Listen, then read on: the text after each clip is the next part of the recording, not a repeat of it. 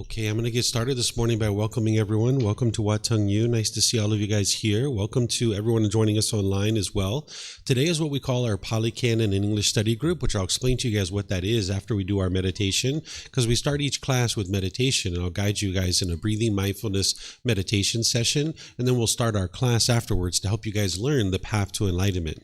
The Buddha, during his lifetime, figured out how to train his mind to get to the point where there's no longer any anger, sadness, frustration, irritation, annoyance, guilt, shame, fear, stress, anxiety, loneliness, boredom, shyness, resentment, jealousy. All these feelings and others are eliminated from the mind through training the mind. When you eliminate the causes and conditions that are producing these feelings, you can actually eliminate them. Oftentimes people think that it's other people who are causing them to be angry or sad or frustrated, but it's not actually true. And you can independently verify through the teachings of the Buddha how it's your own mind that's causing these feelings, and that's why you can actually eliminate them through training of the mind. So meditation is an important part of that training, but there's other things besides meditation that you would need to know as well, and that's why we study the teachings of the Buddha. So you wouldn't be able to meditate your way to enlightenment. Even though you need meditation, you wouldn't be able to just do meditation. There's other things that you need as well. So I'm going to guide you guys in a meditation session and help you learn some of the teachings of the Buddha as part of our class. If you'd like to join for meditation, the way that I start is with some chanting to ease us into the meditation. You can get these chanting sheets over there on the table in the cabinet. You can chant along if you like. Feel free to help yourself to get any of the chanting sheets over there. For anybody online, you'll find these at buddhadailywisdom.com. Click on free books, and then down towards the bottom, you'll see the daily chanting sheet. During the lifetime of the Buddha, they used chanting as a way to commit the teachings to memory, that every 2 weeks his students would come together, they would recite his teachings orally. This is the way that they remembered his teachings, because everything he taught was oral, and the technology to write things down didn't exist in that region of the world. So they would recite his teachings every 2 weeks as a way to commit them to their memory. So you can see from the origins of chanting that this isn't a rite or ritual or a ceremony or worship or prayer or anything like that. There's nothing mystical or magical like that in the teachings of the Buddha. It's all about training your mind. So today, some people think of chanting that way, but that's not the way that the Buddha actually used chanting. So I use it as a way to ease the mind into meditation, because we don't actually need to chant in order to remember the teachings anymore. We have books, audiobooks, videos, podcasts, things like this. So I use chanting as a way to help you get more benefit out of the meditation. As we ease into the meditation, we can actually get more benefit because you're exercising your mind as you're doing the chanting. If you end up getting one of these laminated sheets, you're going to see the chants that we're doing in the Pali language, but you're also going to see the English translations. The English translations, you're going to see a lot of appreciation, gratitude, and respect for the Buddha. And because of this, I don't think that the Buddha actually created these chants himself, because a Buddha wouldn't walk around and say, here, chant these chants to me out of respect for me. This would be the ego. This would be arrogance. This would be putting yourself above other people. And someone who's gotten to enlightenment, they don't consider themselves as being above other people. They don't look down on others. They just consider themselves to be equal like everybody else. There's not this pecking order in their mind. So if you read those chanting sheets and you see that appreciation, that gratitude, and the respect for the Buddha, then you can understand that an enlightened being doesn't actually have that kind of arrogance and ego. But if you learn from a teacher how to move from the anger and sadness and frustration and all these other discontent feelings to the peace and joy that is the enlightened mental state, and this teacher didn't want anything from you or expect anything from you, you might have a lot of appreciation, gratitude, and respect for that person too. So that's why I suspect that these actually came from his students rather than him himself. So after the chanting, I'm going to be providing you some guidance during the meditation, where I'll be essentially instructing you and guiding you in how to meditate while we're actually meditating. Then we're going to go through a period of time where it's just quiet and we're just all meditating together. Everyone here at the temple and anyone who's joining us online will just all be meditating at the same time. During that period of time where it's quiet and we're meditating, I'm sure you're going to hear occasional sounds. This is normal. You might hear a dog barking, a car going by, a bird chirping. Someone might sneeze or cough or something like that. You're not going to be able to be in an environment where it's permanently quiet. Instead, you're going to experience impermanence. This is completely normal. So if you were in meditation with a craving for permanent silence, when you hear a sound, you'll cause your mind to be frustrated or annoyed. But if you don't have that craving for permanent silence, understanding that the world around you is impermanent, then you can remain peaceful and joyful.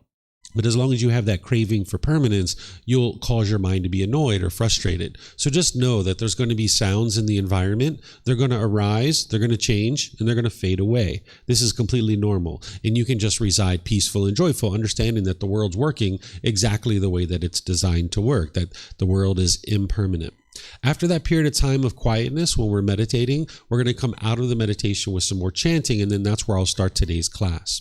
In terms of your body position for meditation, there's 4 positions that the Buddha taught: seated, lying, standing, and walking. And you would learn these different positions at different times. It's kind of like assembling a tool belt so that you have these different tools during your journey to enlightenment, because you're not going to be able to be in one position permanently. It's just not possible. This body can't do that because the world around you is impermanent.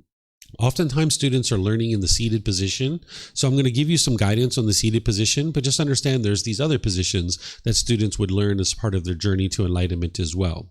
So if you're sitting on the floor in a chair, maybe if you're at home on a bench or a sofa or a wheelchair, these are all options that you can sit however you're comfortable. There isn't just one fixed way to actually sit during meditation. So what I'm going to share with you are suggestions or guidance or things for you to consider, but don't feel like you need to do things exactly the way that I'm describing, because you can use what I'm sharing if that helps you, but you could actually sit any way that you'd like. There's really no one way to actually sit during meditation.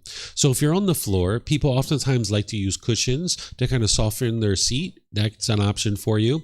If you are bringing your legs together in the cross leg position, you might decide to do that just lightly. Whereas if they're real tight, this can impede the circulation in the lower body and cause pain in the lower body. So you might just decide to bring your legs together lightly. Some people like to take their legs and put them off the mat. This gets the hips up in the air and it lessens the angle at the hips, the knees, and the ankles. So that's an option for you as well, because that allows the circulation to flow. The Buddha put his right hand over his left with his thumbs together, and he put this into his lap. If this is comfortable, you could use it. But again, it's not about everyone doing it exactly the same way. There's other options here as well. You could put your palms on your thighs or on your knees. You could put your palms up. You could rest your hands comfortably in your lap. There's many different options here. And the same thing goes for anybody who's in a chair or on a bench or a sofa or a wheelchair. You can sit however you're comfortable. Sometimes people like to put their feet flat on the floor or lightly cross at the ankles. But you can see me. I'm sitting here in a chair with my legs crossed. So this is an option for you as well. And then you can also put your hands and arms wherever you're comfortable for anybody who's sitting in a chair or something like that. In terms of your upper body, it's helpful if this is erect. If your sternum's up and your shoulders are back, it'll help to keep your mind attentive and alert during the meditation, because this is a dedicated, active, purposeful training session where you're eliminating certain unwholesome qualities from your mind and you're cultivating certain wholesome qualities in your mind. And you would like your mind to be attentive and alert during this training. So by having the upper body erect with the sternum up and the shoulders back, it'll help keep your mind attentive and alert during the meditation. It'll also make it easy for you to breathe in through the nose and out through the nose. So again, I'm going to ease us into meditation with some chanting, which you guys are more than welcome to join in on. And then I'm going to come back in with some guidance to be able to help you.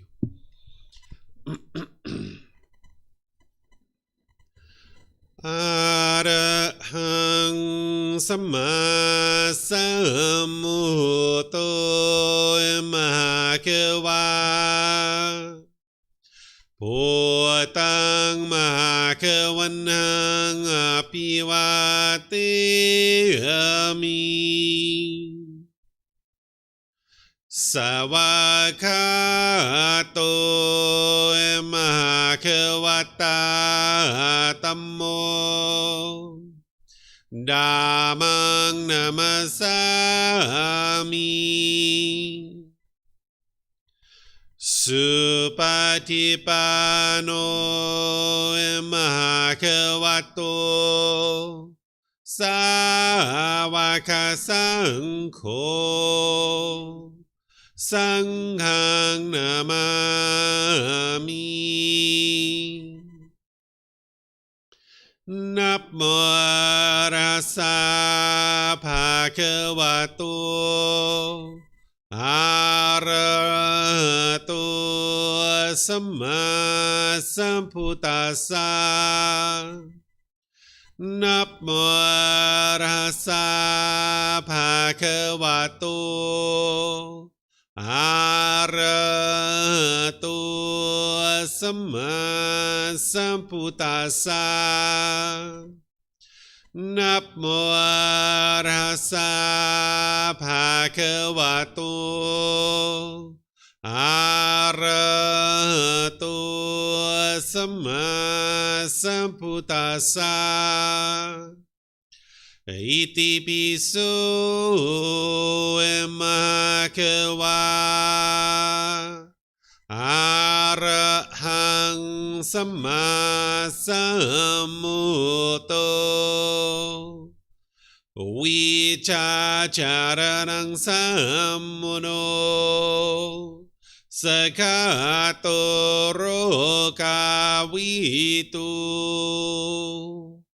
อนุเตโรปุริสาดามาสติสตาตวามนุสรังโหโตภาควาติ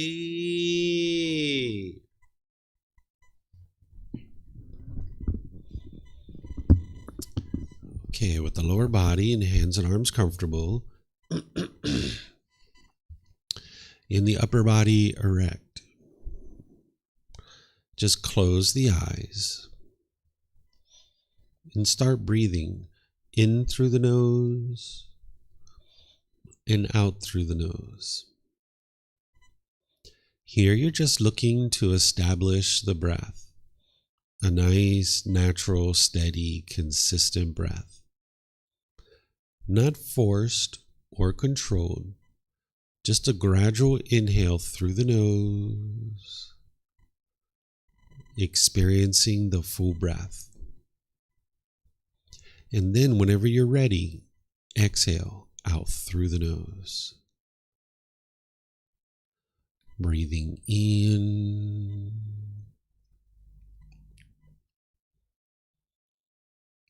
and out.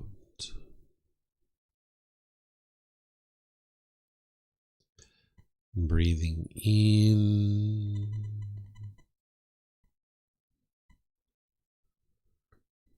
and out.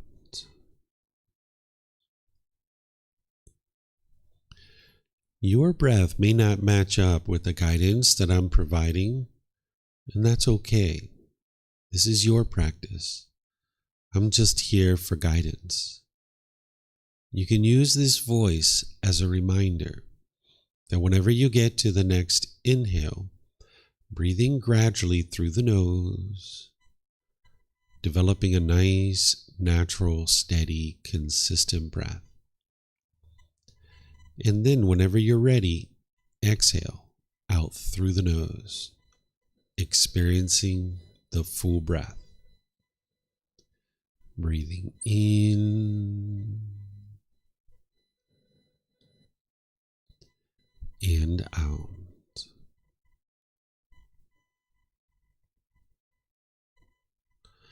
Breathing in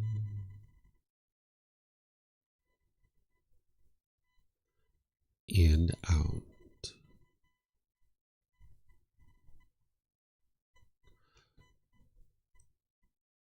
With the breath well established, start focusing the mind on the breath, either the sound of the breath coming into the nose or the sensation of air moving over the skin into the nose. The breath is the present moment. Fixate the mind on the breath, the present moment. Breathing in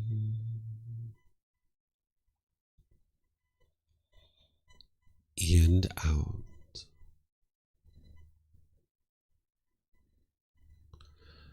Breathing in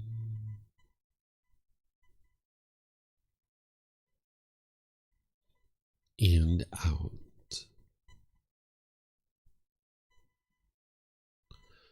With the mind focused on the breath, Whenever you notice that it moves off the breath, cut that off, let it go, and come back to the breath, the present moment.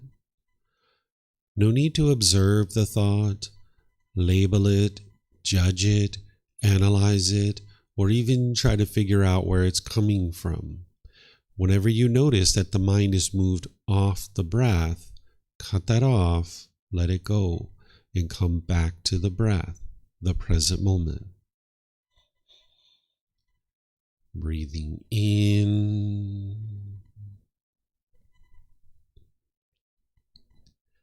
and out. Breathing in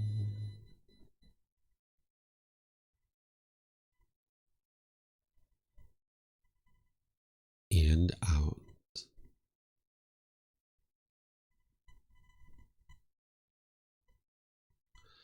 I'm going to be quiet now and let you do this work of focusing on the breath, cutting off and letting go anytime the mind moves off the breath. You have nowhere to go. There's nothing to do. No one needs you right now. This is your time to focus on the breath. Breathing in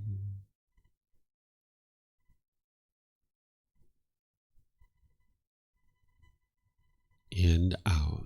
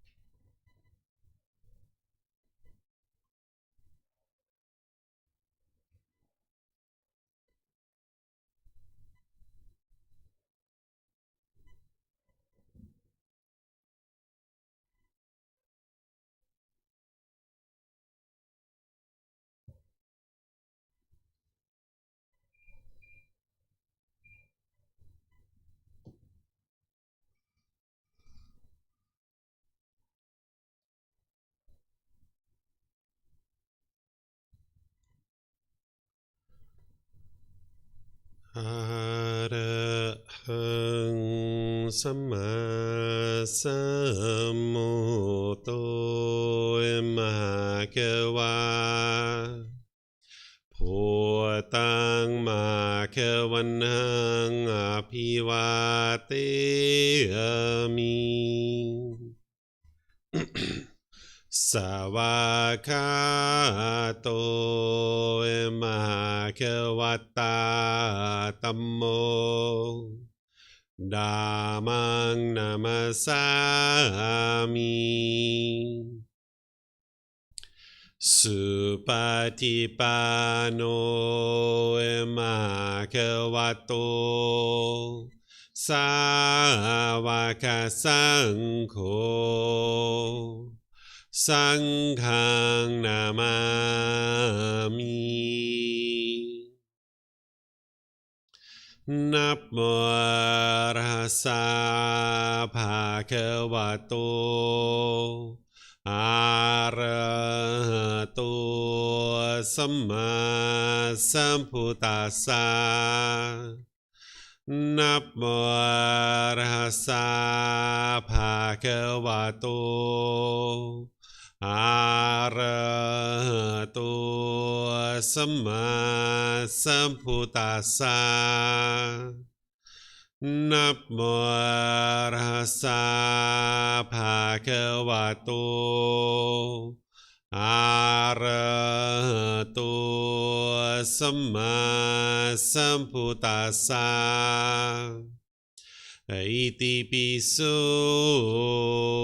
มหาเขวาอะระหังสัมมาสัมพุทโธวิชาจารนังสัมมุโนสกขาโตโรกาวิตุ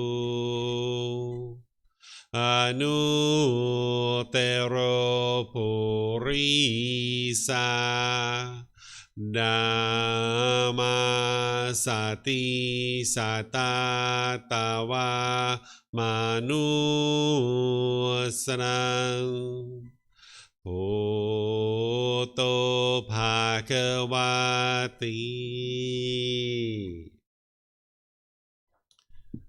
Okay, if you guys would like to slowly make your way out of meditation.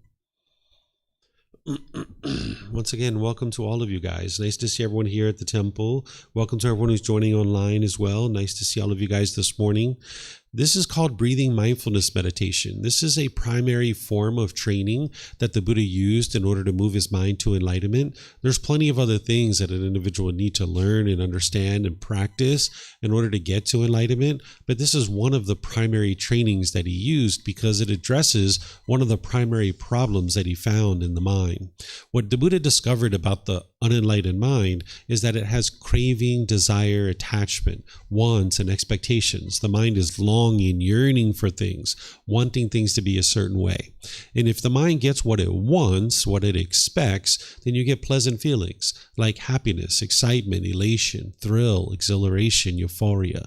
But if the mind doesn't get what it wants or what it expects, what it's longing, yearning for, then it experiences painful feelings like sadness, anger, frustration, irritation, annoyance, guilt, shame, fear, stress, anxiety, things like this. And you can independently verify this for yourself because you can look at your own life and you can see where when you're getting what you want and what you expect, when things happening your way, you feel happy, you feel excited. But when you're not getting what you want, you feel angry or sad or frustrated. Essentially what the mind's doing in the unenlightened state is it's holding on and it's craving permanence, wanting things to be a certain way permanently. But yet you live in an impermanent world where things are constantly changing. So as long as your mind is holding on and craving permanence, you'll experience happiness and excitement and elation, and then you'll be sad and frustrated and agitated or annoyed. Your mind will essentially be going up and down all throughout your life. But you can actually train your mind to let go. And that's what this meditation is designed to do. Among other things that you need to do in order to train your mind to let go, you can use this meditation on a consistent, ongoing basis to train your mind to let go. Because when your anger is arising, when your frustration is arising, or any of these other discontent feelings, there's something the mind is holding on to. It's craving for something to be permanent. And when you let go, that's when your mind's going to regain its peace and its joy. So you can train your mind to not hold on and crave permanence. So if you remember back to a time where maybe you were with a boyfriend or girlfriend, when you guys first got together, you were probably so happy, you were so excited, especially early on in the relationship, having all these pleasant feelings. But then over time, as your expectations grew, that person couldn't meet your expectations, and their expectations probably grew too, and you couldn't meet their expectations. And at some point you guys broke up. And then for a while after the relationship, you might have been sad or angry or frustrated, or you might have been lonely or bored, or you might have been missing this person. That was because your mind was holding on and craving permanence. It's not because of your love or your care for this person. It's because you wanted this person to be permanent in your life, when in reality they are impermanent. But at some point, your mind chose to let go. You were like, you know what? If he wants to be with someone else, so be it. And you let go. Or you're like, if she would like to move to another part of the world and not live here near me, okay, so be it. And you let go. And when your mind let go, that's where you regained your peacefulness. So what the Buddha is teaching you, among other things, is to train your mind to let go, where you're not craving permanence, wanting things to be permanent. Because as long as your mind's craving permanence while you're living in an impermanent world, you will never be happy. You will never be, pleased, or you'll never have the joy or the cheerfulness or gladness that you can have. So by the time you get to enlightenment and you've completely transformed your mind, you're no longer experiencing these discontent feelings like anger, sadness, frustration, irritation, annoyance, guilt, shame, fear, stress, anxiety, loneliness, boredom, shyness, resentment, jealousy. Your mind is just bright and cheerful and uplifted all the time. Your mind will be focused. You'll have concentration and clarity and deep memory. And you'll notice that your personal professional relationships are really blossoming because you're not being bitter and harsh and hostile any longer. You won't even be in a bad mood. It's physically impossible for an enlightened being to experience a bad mood. So this training is something that the Buddha shared, among other things, to train your mind to let go. So what I'm going to do is transition into helping you guys to understand what we study today. This is called our Pali Canon and English study group, where we study the original words of the Buddha more as a study group, where I have other classes and courses and programs and retreats where I teach in a more traditional method, where I'll be teaching for 15, 20, 30, 40 minutes, and then opening up for questions and teaching some more, opening up for questions. This particular class, I do it a little bit differently. So on Sundays and Wednesdays, I teach what's called the group learning program, where each Sunday we go through this book chapter by chapter, helping you guys to be able to understand the teachings of the Buddha in a way that you can independently verify them. Because the teachings of the Buddha aren't based in belief. You're not believing any of his teachings and hoping something good happens when you die. You're also not fully following rules and commandments. You're not being guilt and shamed and feared into doing anything at all. He's helping you to understand your mind, and he's helping you to understand the world around you, so that now you can train your mind and you can navigate the world peacefully. So tomorrow at 9 a.m., I'm going to be sharing the very first teaching of the Buddha, which is called the Four Noble Truths. In 4 simple statements, you're going to be able to learn about the problem in your mind, the cause of that problem, the elimination of it, and the path forward. You can have a real breakthrough to understanding why you keep experiencing anger and sadness and frustration over and over and over again, because you're not going to be able to eliminate this if you don't understand what's causing it. So in his very first teaching, he helps you to be able to have this breakthrough, to being able to understand what the problem is in your mind that he discovered about his own mind, what the cause of that problem is, how to eliminate it, and the complete solution of how to eliminate it. So I'm going to be teaching that tomorrow in a way that you can independently verify it. And each Sunday I go chapter by chapter in this book. And we just restarted this program, so it's an excellent time to be able to start learning in that program. And you can learn here, or you can learn online, because we live stream all of our classes. You can come in by Zoom, YouTube, or Facebook, because I'm sure many of you guys travel.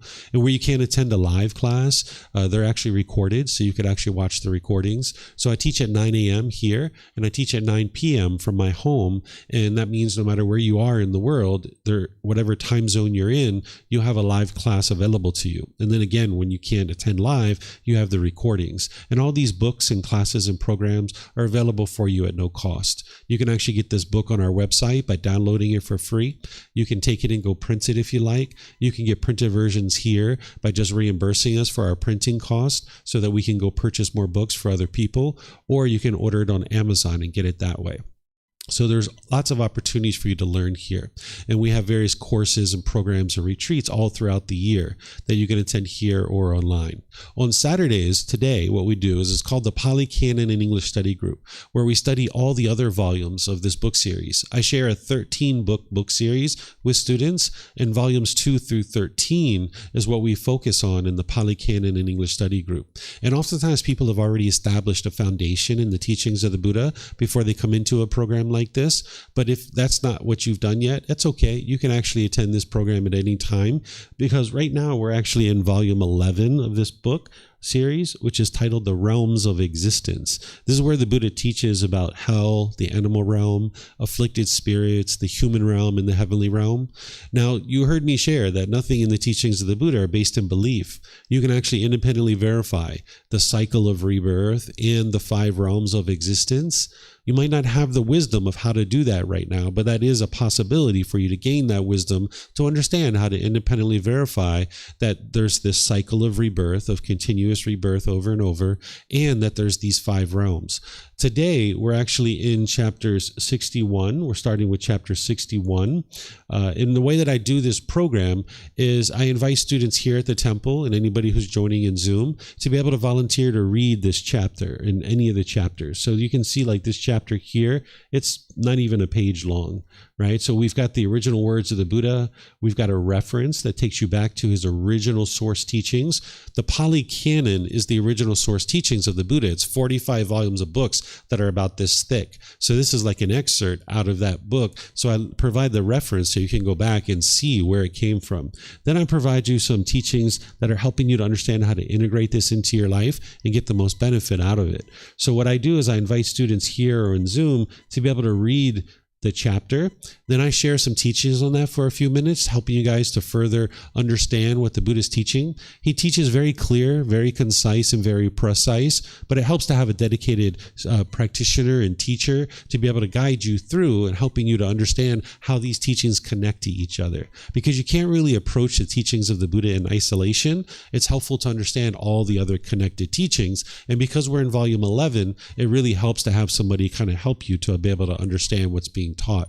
And then after I share some teachings on that, I'm going to open up to questions. Whether you're here at the temple or you're online through Facebook, YouTube, or Zoom, you'll be able to ask questions. So if you'd like to read here or you'd like to ask questions, we have microphones here in the white bowl. All you need to do is come get a microphone, press the gray button. You're going to see the lights come on, and you can just hold it up to your chin, and we'll be able to hear you here at the temple, and they'll be able to hear you online. If you speak here without a microphone, they won't be able to hear you online. And you can keep these microphones with you because you might have more than one question, or someone around you might have a question, and you can share the microphone. And if you're not using the microphone, if you could turn it off, that'll help us so we don't get any feedback through the speakers. And if there's anyone in Zoom who would like to volunteer to read, you can electronically raise your hand, unmute your microphone, and ask any questions that way. And I'll also volunteer to read. And if you're in Facebook or YouTube, you can ask your questions by putting that into the comments section, and I'll be able to see that. So is there anybody here or anybody in Zoom who would like to volunteer to read this first chapter? Yes, ma'am. If you could get a microphone.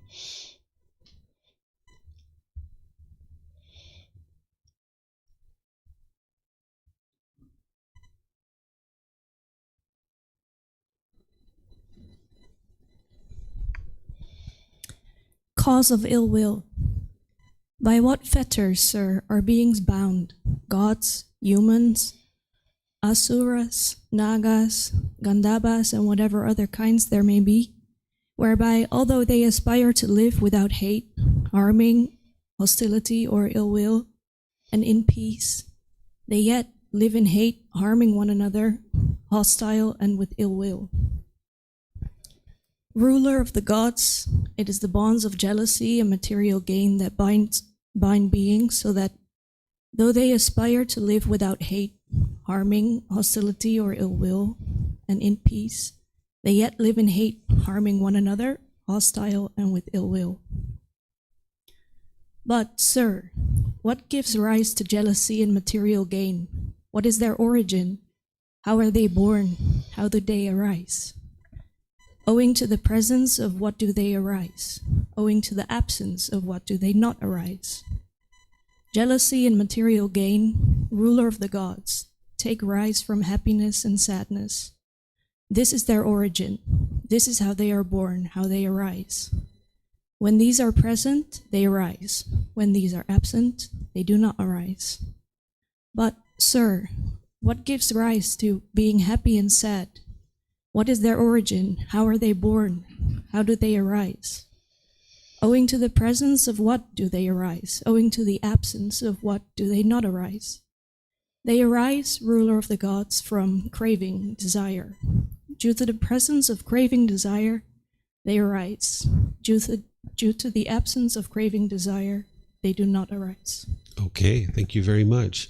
So there's documentation from the life of the Buddha where there were different beings that would come to him and seek guidance. Of course, he taught many, countless human beings. But there was also depictions of heavenly beings that would come and ask for guidance and ask for teachings from the Buddha. And this is one of those situations where a being called the ruler of the gods, they would often refer to this being as Saka, that came to the Buddha and asked for some guidance to be able to understand the teachings that lead to enlightenment. Because the heavenly realm is not a permanent existence. Those beings are still in the cycle of rebirth, and they need to be able to get to enlightenment. So the heavenly beings still can train their mind and actually make their way to enlightenment, but oftentimes they're very complacent because they only experience pleasant feelings, and they tend to not make their way towards enlightenment. They tend to be reborn into other realms. So oftentimes people are taught that the hell realm and heavenly realm are permanent realms, and there's some being who is sending you to these places. This isn't actually true. It's your own condition of your own mind that's determining where you're actually reborn. It's not someone else who's sending you to any particular place. It's your own decisions. And these realms are not permanent. You can look around the world and see nothing around you is permanent. That's a universal truth, that things are constantly changing. So this universal truth, this natural law, to be able to understand that things are constantly changing, you can understand that these realms are actually impermanent. They're temporary. They are not permanent. So here, this individual is asking the Buddha about what gives rise to this hate, harming, hostility, and ill will, because this individual, this being, is interested in knowing that information, and that's what the Buddha teaches. He teaches this cause and effect, or this action and result, the results of your decisions. This is called the natural law of Gama. Some people call it karma, where that's just a different language. It's the Sanskrit language. The original teachings of the Buddha are in the Pali language, so people who study those will tend to use the word Gama. If this translated to just one English word, I would use that because it'd be easier for everyone to understand, but it doesn't translate to just one English word. So I still need to use this word Gama. What it means is cause and effect, or action and result. Essentially, it's the results of your decisions. It's like a sequence of events. If you make decisions wisely or unwisely, it's going to lead to either wholesome Gama, or wholesome results, or unwholesome Gama, or unwholesome results. So whatever you choose to do in life, whatever your decisions are, they are going to produce a certain result. It's nothing mystical or magical. It's not anything about punishments and rewards. It's just about seeing the origin and the cause of any particular thing and what leads to the effects that you experience in day-to-day life. Because if you understand the cause of something and you aren't really interested in the effect, you can just eliminate the cause and you'll eliminate the effect. But if you don't know what the cause is, you can't eliminate the effect. So for example, if you were walking down the beach and the wind was blowing towards your face and you kicked up the sand and it was blowing sand into your face, you'd be like, what is it? What is the cause of this sand blowing in my face? oh, it's because I'm kicking up sand and now the wind's blowing it back in my face. You know what? I'll probably stop kicking up sand now because I don't like that sand blowing back in my face. So if there's anything that you don't particularly care for that goes on in your life, all you need to do is cultivate wisdom, make different decisions, and you will experience different results. It's not about good luck or bad luck or destiny or fate or some being who's controlling what you experience. And it's not other people that are determining what you experience in your day-to-day life. It's your decisions that are leading to any particular result. So what the Buddha is awakening you to, helping you to awaken, what that means is cultivate wisdom about the natural laws. And he's helping you to be able to see this cause and effect. So if you understand what's causing your ill will, what's causing your anger and hatred towards other people, you just eliminate the cause and you eliminate the effect. So if you're interested in eliminating your anger and your hatred and your ill will, the bitterness and harshness and hostility and animosity and resentment towards beings, you just need to figure out what is the cause of this. So if you eliminate the cause, you eliminate the effect. So the Buddha's walking the student through, based on the student's questions, helping them to be able to see deeper and deeper what is the root cause of this anger, hatred, and ill will. So it starts with them asking, what is the cause of this? And the Buddha starts at a higher level. He says, well, it's jealousy and material gain, right? That this is what leads to this anger and hatred, because the mind's holding on to material gain, holding on to certain possessions, and they might be jealous of somebody else's material gain. And then this individual says, well, what gives rise to jealousy and material gain? And he says, oh, well, this is because the mind basically has this happiness and this sadness. And then this individual says, well, what leads to this happiness and sadness that is occurring? And the Buddha says, craving and desire, this longing, this yearning, wanting things to be a certain way. That's what I was talking about at the beginning of the class, where the Buddha is teaching your mind to let go with the breathing mindfulness meditation. And he also teaches generosity, the giving and sharing of more than is strictly required in any given situation without any expectation of anything in return.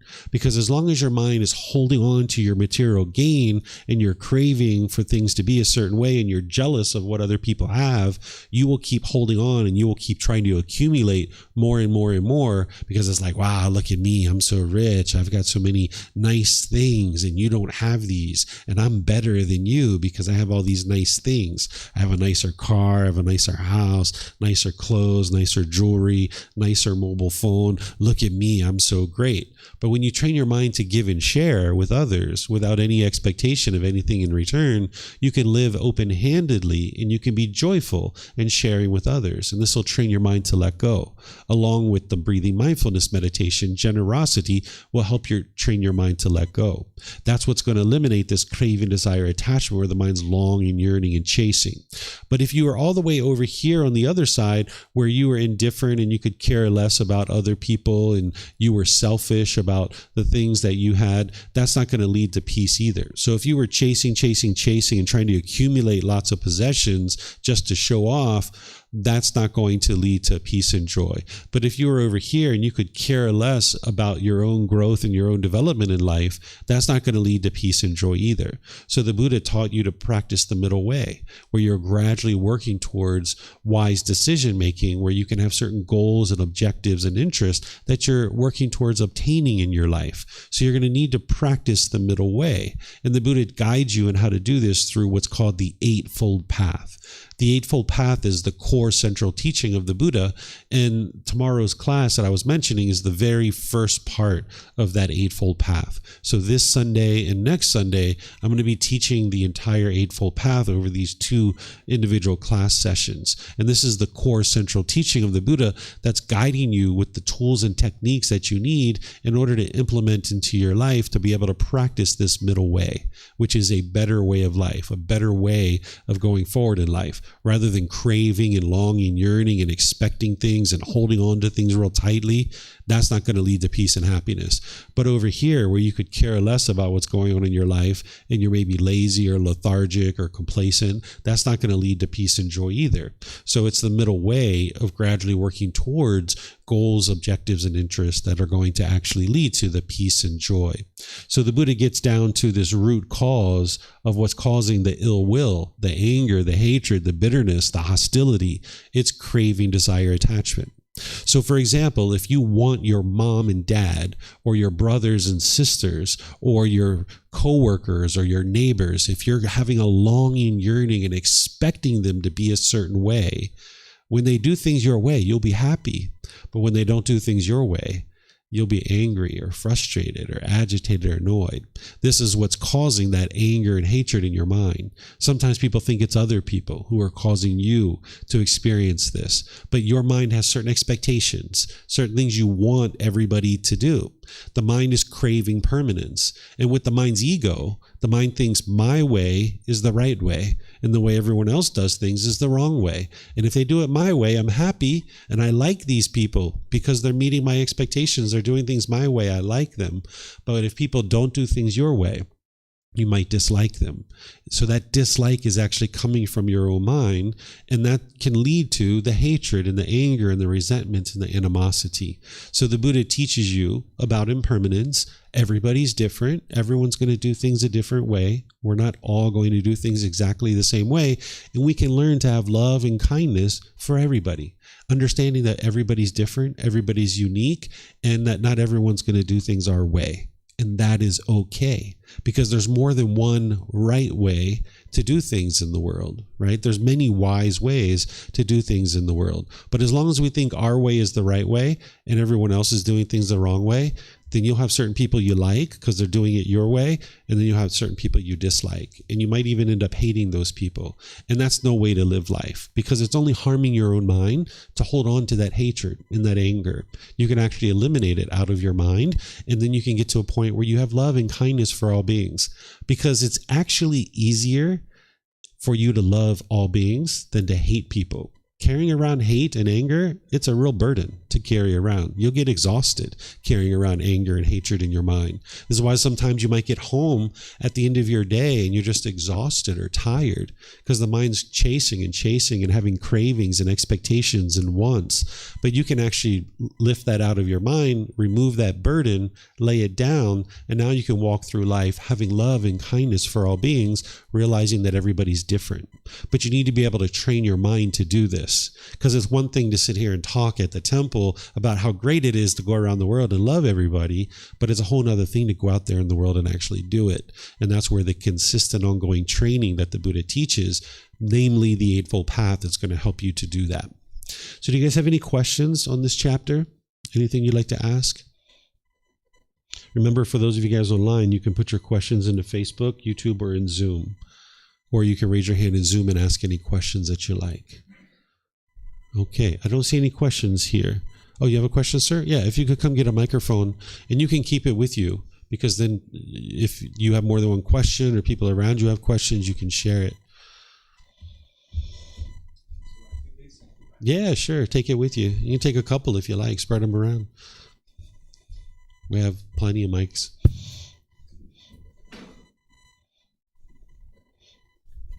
And I was thinking that it's kind of like a desire. Like if we want to do something, if we want to get something, then it's kind of desire. So if our desire get realized, then we will be happy. If our desire cannot get realized, we will be sad or terrible emotions. I mean that it is very hard for us to don't have any desire at all. I mean, we always want to have any desire. Maybe we are here, we are quiet, we are peaceful, but when we are out, and we always have kinds of desires. Just like people want to get more, or if some people want to do something good, and if someone wants to heal the other people or help other people more, so it's also kind of desire. So even, I mean, maybe we want to do something good, but that will also make us feel bad too. Do you have a question? Yeah, I mean, how to don't have any desire, I mean, craving, and living in the realistic world. Mm-hmm. Yeah, what you need to do is train your mind with the meditation and all the other factors on the Eightfold Path, to be able to see your longing, yearning, that your mind's chasing after something. So for example, if you're walking through the mall and you see a brand new pair of shoes in the window and you're like, oh, I just got to have those shoes. Oh, I want to get those shoes on my feet. Oh, I just can't wait to get them. Oh, I can't wait to go to work with those new shoes and everyone's going to see my brand new shoes. Oh, this is going to be great. Well, if you go into the store and they have your shoes, you're going to be really happy and excited. But if you go in there and they don't have your size, you'll be frustrated and agitated or annoyed. It's your own mind that's causing that. So you need to be able to see your mind with mindfulness, because that's what you're training your mind to do with the meditation and then practicing it all day long. You need to be able to see your mind longing, yearning, and chasing after that pair of shoes, trying to form your inner feelings on whether you get that pair of shoes or not. Because if you're chasing like that, you can only be happy if you get what you want. But if you're all the way over here on the other side, where you could care less about your feet and whether you had shoes or not, that's not going to lead to peace and joy either, because you're going to walk down the street and you're going to cut your feet with glass and nails and rocks and things like this. So what you need to do is be able to come to the middle and look at, what do I need? Do I need this pair of shoes? Maybe you already have 30 pairs of shoes at home. What's one more pair of shoes going to do for you? So the Buddha is teaching you to not long and yearn and chase and form your inner feelings based on whether you get this thing or not, but instead to come to the middle and make wise decisions to pursue your goals, objectives, and interest. And this is a consistent, ongoing training. The ability to not long and yearn and crave is not going to be instantaneous. It's gradual training, gradual practice, and gradual progress, and you need to be able to implement the techniques to be able to accomplish that. So one of the things you said is that it's hard for you. The only reason why it's hard is because you don't have the wisdom of how to train your mind to be able to be restrained. You don't have the discipline to be able to notice your mind longing and yearning, and then to be able to restrain it and pull it back. And once you do this enough that you train your mind that way, your mind won't do that anymore. It's kind of like if you had a bunch of animals, like 6 animals tied with a rope around their neck, and they were all tied with a knot in the middle. They're going to be pulling and tugging and pulling, and whichever one is the strongest, it's going to pull in that direction. So if you have an alligator and a monkey and a bird and a rabbit, squirrel, and they're all tied to these ropes, whichever one of those animals is the strongest, it's going to pull in that direction. That's what your mind does. Through the eyes, the ears, the nose, the tongue, the body, and the mind itself, it's going to pull in whatever direction the craving is the strongest. But if these animals were tied to a post or a pillar and they were being tugged and pulled, when they got to the end of that rope, they would get yanked back to that post or pillar. Eventually, these wild animals would realize, man, I can't go anywhere. I'm restrained. I have to sit down by this post and pillar. I can't keep tugging and pulling like this because it's just hurting my own neck because I'm tied to this rope, right? So if your mind is longing, yearning, and pulling, and you see that with your mindfulness and you yank it back and restrain it, if you do this over a consistent long-term period, eventually your mind will be like, I'm not going to tug and pull anymore. I'm not going to long and yearn. I'm not going to form my feelings based on whether I get this thing or not, because I already understand where that leads to. But you need to do this consistent, ongoing training to be able to experience that improvement. And that's where the wisdom comes in of being able to study the teachings of the Buddha and be able to understand through your own independent verification what training you need to be doing on a day-to-day basis. And I suggest people start with volume 1 of the book series. That's the best place to start. Yeah. You have a question back there? Yeah. Come get a microphone, or you can get this gentleman's mic. I think he might be done with it. Yeah.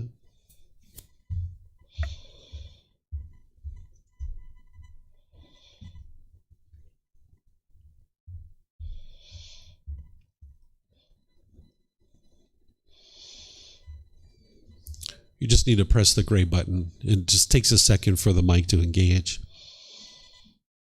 It's on the side there. You'll see the lights come on. Yeah, you should be able to see it.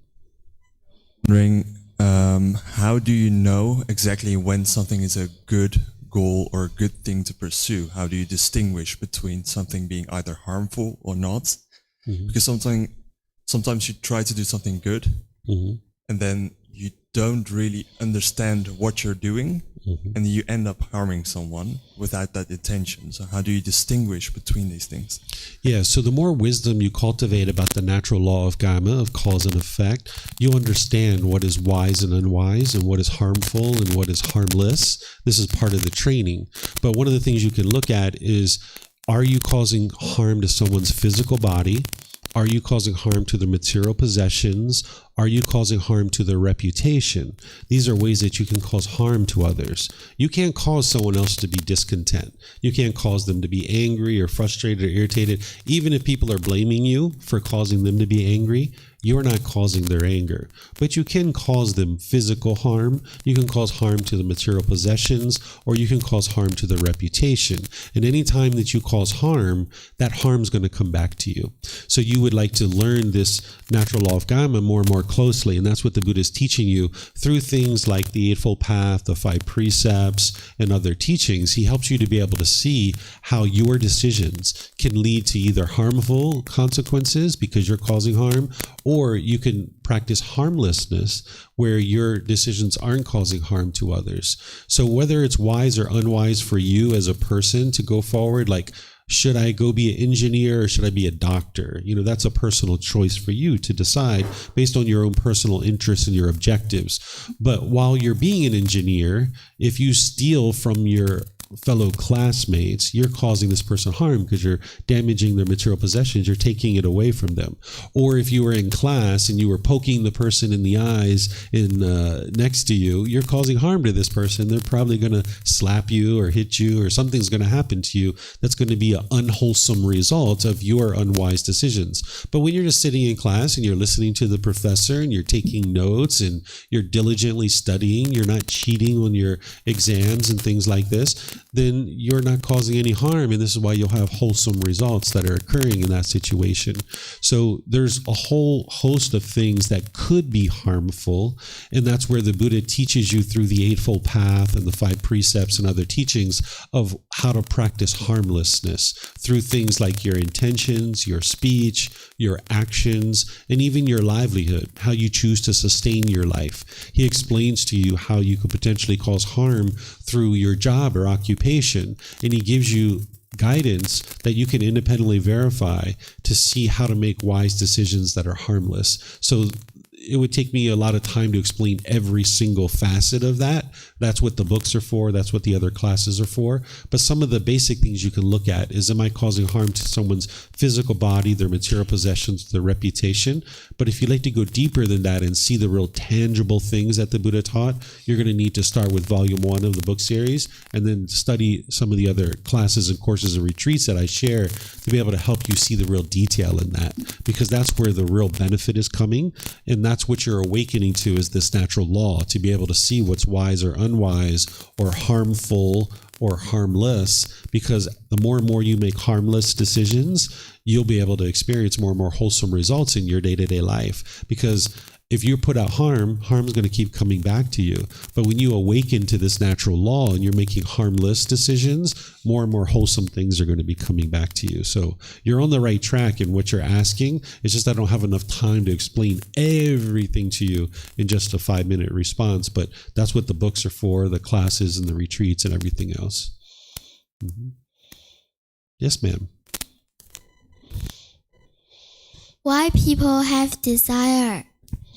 This comes from the mind's lack of wisdom. The Buddha calls it a knowing of true reality. Some people refer to it as ignorance or confusion or misunderstanding. This is the root cause that allows the mind to crave and long and yearn, that the mind doesn't understand how detrimental this is or how impactful this is to your life. That as long as you crave and long and yearn, you're ultimately setting yourself up and sabotaging yourself for discontentedness. So for example, if you ask your mom for chocolate and ice cream and she gives it to you, you're probably really happy, right? Yeah. If she doesn't give it to you, are you kind of frustrated or annoyed? You're not? Oh, that's perfect. That's perfect. Maybe you're on your way to enlightenment someday, right? What in your life is it that you really want, and if you don't get it, you get angry or frustrated? Is there anything? Like maybe if you want a new toy and she doesn't get it for you, are you upset?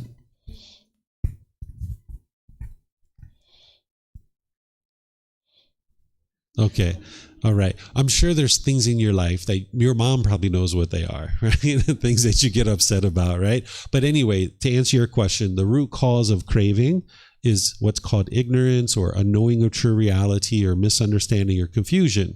The mind in the unenlightened state firmly believes that your anger or frustration is coming from other people. This is a belief that you'll have. You'll walk around with this, firmly believing that other people are causing you to be angry and frustrated. But that's what tomorrow's class is about, where you can have a breakthrough to be able to see that it's your own mind that's causing this. It's craving, desire, attachment. And because of the mind's lack of wisdom, the mind continues to crave. So that's why we don't just meditate all the time. We actually share teachings to be able to help you see true reality of what's actually really occurring within your own mind. So tomorrow's class is all about antidoting that ignorance so that you can have wisdom to be able to see the real true cause of your discontent feelings. And now you can actually fix it. So it's the unknowing of true reality or lack of wisdom or confusion that causes craving to continue to exist in the mind. If it wasn't for that lack of wisdom, craving would be extinguished out of the mind. Mm-hmm. More questions? Yep. It's not on. Yeah, you just need to press the button.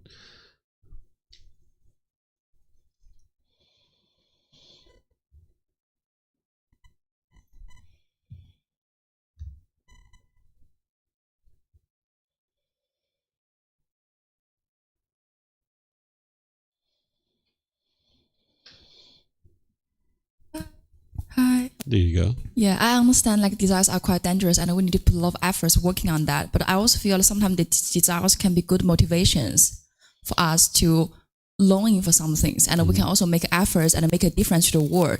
And I want to ask if we don't want, if desires, how to say, like what can be our motivations, being kind to others. But sometimes I found if you are kind to others, it also means that sometimes we don't really make a progress because we just want to be kind. Yeah, so I don't know how to. Sure. So the unenlightened mind is motivated by its craving, desire, attachments. That's what it's used to because it's chasing those pleasant feelings. It really wants to get that happiness and excitement and elation. But because it's basing its motivation in craving, desire, attachment, those craving, desire, attachments will burn out. And now you'll feel dull and bored and lonely. So you might pursue something for a year or 2 or 3 or 4, and now you'll kind of get bored. It's kind of like if a dog chased after a rabbit and it catches it and kills it, then it's just kind of bored with it. And it just kind of doesn't even eat it because it's just kind of bored with it. So the human mind functions in the unenlightened state very much like an animal. We're not animals, we're human beings, but what the unenlightened mind is used to is chasing, because it wants those pleasant feelings. And along the way, you're making all kinds of unwise decisions that are leading to unwholesome results. And you can only be happy if you get what you want. But if you're on the other side and you're dull and lethargic and you don't do anything, you're lazy, that's not going to lead to peace and joy either. So there's this better way of life that your mind doesn't currently know and you're not currently aware of, that you can pursue goals, objectives, or interests through wise decision making. And now that is sustainable.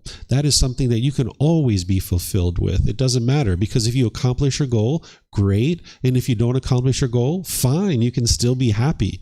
But over here with craving, desire, attachment, you can only be happy if you get what you want. So the more expectations you have, the more cravings you have, you're actually shrinking your ability to be happy. You're actually sabotaging your ability to be happy all the time. This is why some people are old and grumpy, right? You don't have to be old and grumpy, but that's what a lot of people are because they have so many expectations in their mind, so many things they want to be fulfilled.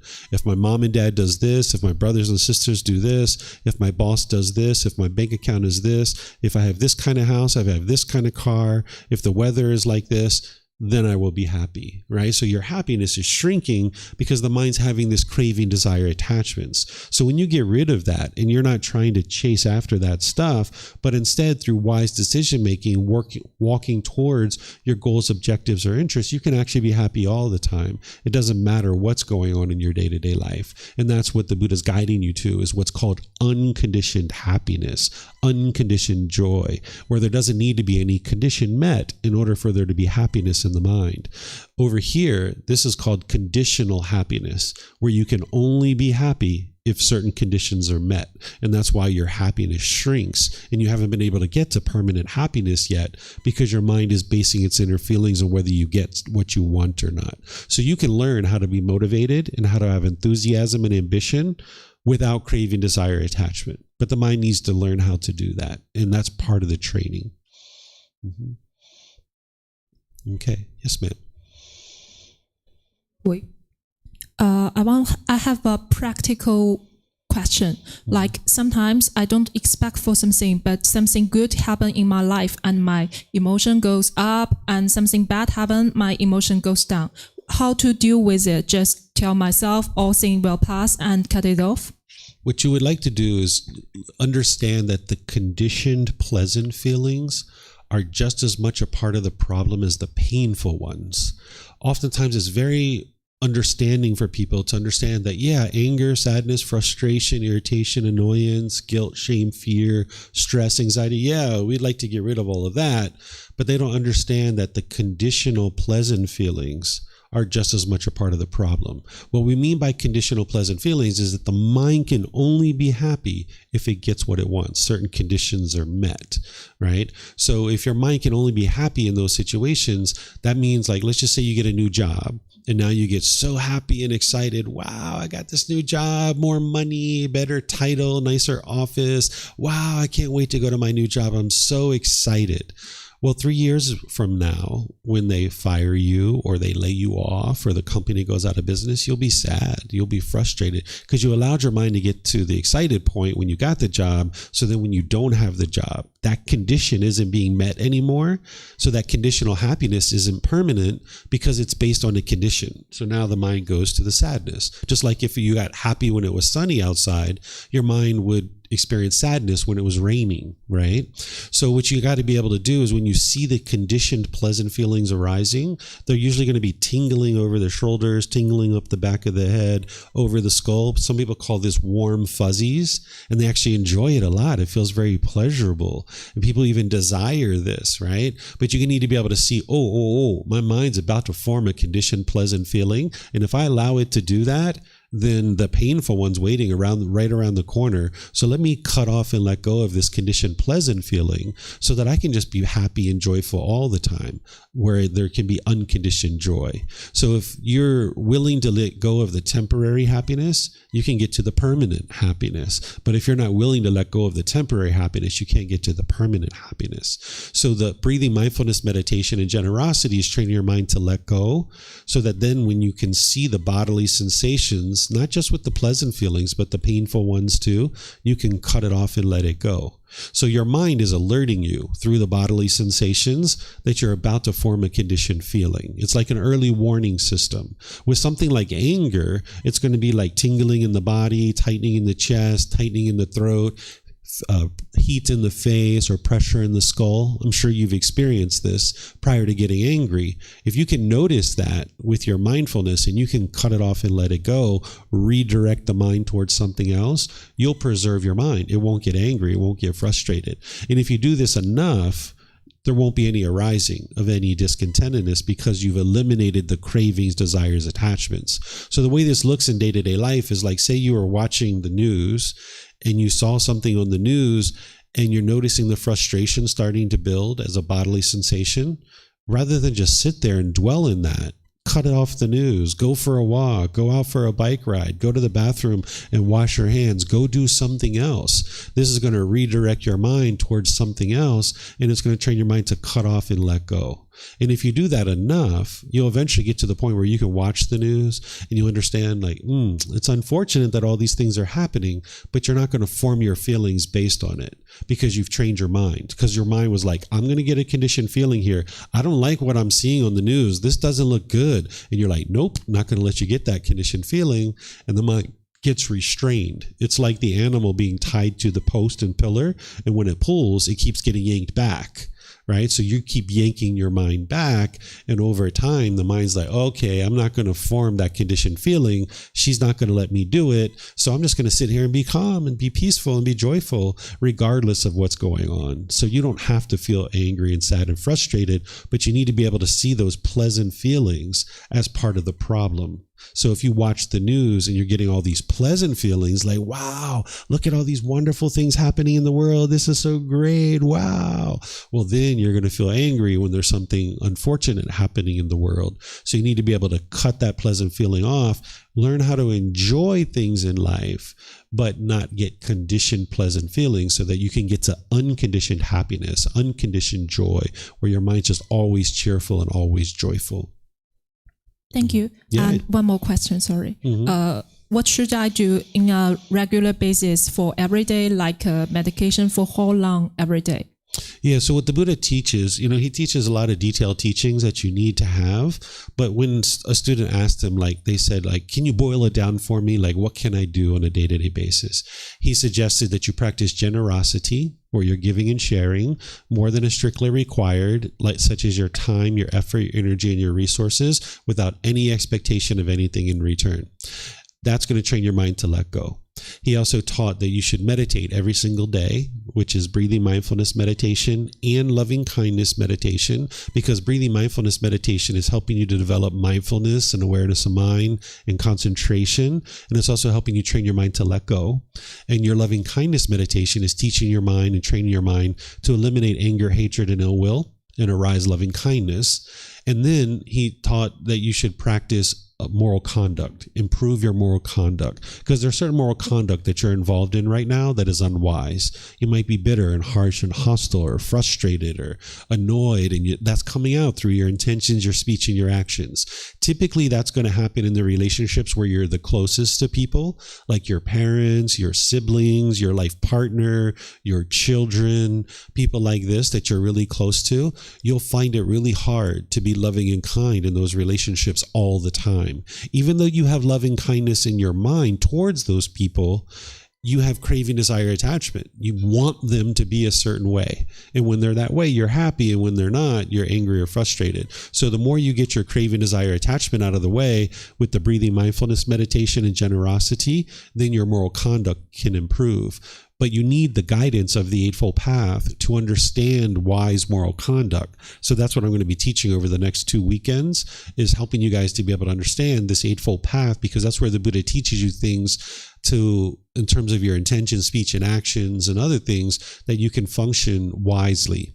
So when he boiled it down, it was generosity, improving your moral conduct, and meditation that you would like to be doing on a daily basis. And your generosity in your meditation, the frequency is actually more important than the amount, right? So if you were going to give $500 once a year to an orphanage, or $1 a day, it's actually better $1 a day, because your mind's having to let go more frequently, and this is more impactful to your mind.